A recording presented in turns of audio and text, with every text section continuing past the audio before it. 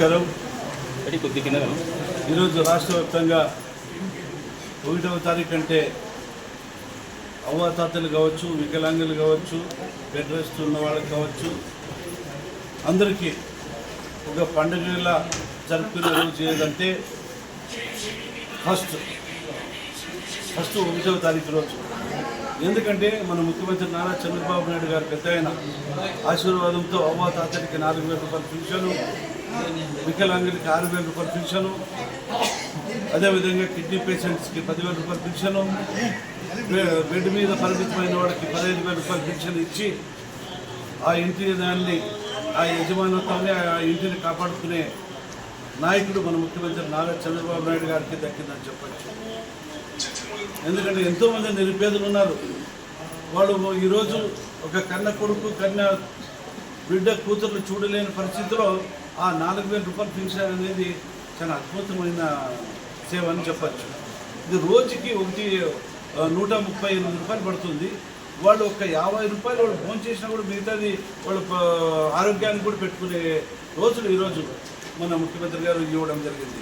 అదేవిధంగా అది భాగంగా ఈరోజు మన గుత్తి మున్సిపాలిటీ నందు కౌన్సిలర్లు కూడా వాళ్ళు ఉన్న పీరియడ్ అయిపోయిన తర్వాత కొత్తగా ఇప్పుడు మన ప్రభుత్వం పరంగా ఇచ్చిన బాధ్యతలు ఒక స్పెషల్ ఆఫీసర్గా నియమించి ఆర్డీఓ గారిని ఇక్కడ రాబోయే రోజులకి డెవలప్మెంట్ యాక్టివిటీస్ కానీ కమిషనర్ ఆధ్వర్యంలో, నా ఆధ్వర్యంలో జరపడం, ఇక్కడ ఉన్న గుత్తి పట్టణానికి సంబంధించిన ఏదైనా సమస్యలు ఉన్నా కూడా అది తీర్చేదానికి వేసవకాలం వస్తుంది. కాబట్టి తాగునీటి సమస్య ఎక్కువ శాతం ఉంది కాబట్టి ఆ తాగునీటి సమస్య కానీ ఇతర సమస్యలు ఏదైనా అభివృద్ధి చేసేదానికి నా వంతు, ఆర్డీఓ వంతు, కమిషనర్ వంతు కృషి చేస్తామని చెప్పడం జరిగింది.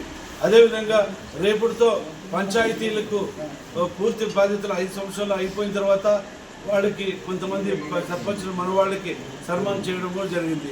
వాళ్ళు కూడా చెప్పినాను, గత ప్రభుత్వంలో 3 సంవత్సరాల అభివృద్ధికి నోచలేని మీ గ్రామాలు 2 సంవత్సరాల్లోనే మన ముఖ్యమంత్రి నారా చంద్రబాబు నాయుడు గారు ఒక పక్క అభివృద్ధి, ఒక పక్క సంక్షేమం, ప్రతి గ్రామంలో సీసీ రోడ్లు, ట్రైన్లు అన్ని విధాలుగా అభివృద్ధి చెందింది. కాబట్టి వాళ్ళు కూడా అంటున్నారు సర్పంచులు, అయినా 5 సంవత్సరాలు మేము మనం సర్పంచ్గా ఉంటే మేము కేవలం 2 సంవత్సరాలే మా పవర్ ఏమనేది తెలుసుకున్నాము. గత ప్రభుత్వంలో మేము ఫండ్స్ లేక మేము ఊరికి చాలా ఇబ్బంది పడేవాళ్ళము.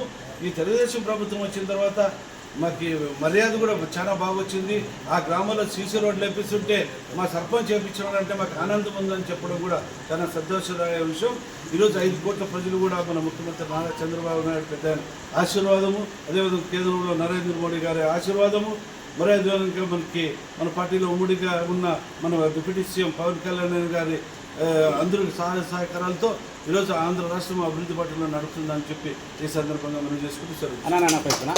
అమరావతిలో ఈరోజు బిల్లు పార్లమెంట్లో బిల్లు చేస్తారు కదా, మీరు కూటమి ప్రభుత్వం ఏ విధంగా స్వాగతిస్తున్నాను? అమరావతి బిల్లు పార్లమెంట్లో ఈరోజు ఆమోదించారు. అమరావతి అనేది మొన్ననే మేము ఒక రోజు సమావేశం ఏర్పాటు చేసుకొని మన అసెంబ్లీలో తీర్మానం చేసి పంపించడం జరిగింది.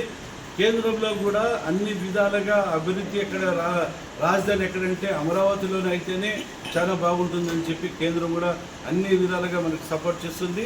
ఇది అమరావతినే రాజధానిగా ఉంటుందని చెప్పి ఈ సందర్భంగా దాన్ని వైఎస్ఆర్ వాళ్ళు వ్యతిరేకిస్తాను కదా. వైఎస్ఆర్ వాళ్ళు వ్యతిరేకించినా కూడా, ఎవరు వ్యతిరేకించినా కూడా అది ఇంతకుముందు వ్యతిరేకంగా ఉంది. కానీ మొన్న అసెంబ్లీ తీర్మానంలో ఎవరు ఎంత కదలాడిచ్చినా కూడా ఇది ఆగే పరిస్థితి లేదు. ఎందుకంటే అభివృద్ధి అనేది ఇప్పుడు కనబడుతుంది. అక్కడ చుట్టూ అమరావతిలో చూస్తుంటే రాత్రిపూట్ల లైట్లు ఏదపా అనేంత విచిత్రంగా లైట్లు పనులు జరుగుతున్నాయి. ఆ పనులు ఈరోజు అక్కడికి శాశ్వతమైన రాజధానిగా ఏర్పడిన దానికి ఇప్పుడు జరగబోయే పనులని నిదర్శనం అని చెప్పచ్చు.